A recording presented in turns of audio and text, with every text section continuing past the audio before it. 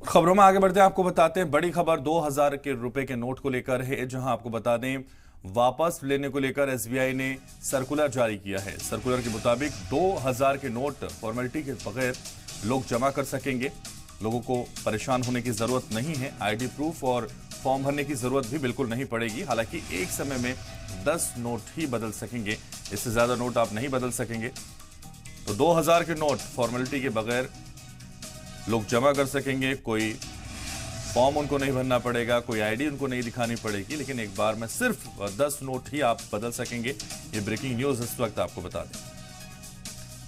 तो बड़ी खबर लगातार आपको बता रहे हैं, 2000 रुपए के नोट को वापस लेने को लेकर एसबीआई ने सर्कुलर जारी कर दिया है। और इस सर्कुलर में कहा गया है कि 2000 के नोट फॉर्मेलिटी के बगैर ही बदले जा सकेंगे। आईडी प्रूफ और फॉर्म भरने की जरूरत भी नहीं होगी। कोई फॉर्मेलिटी आपको नहीं करनी होगी, ऐसे आप उसको बदल सकते हैं।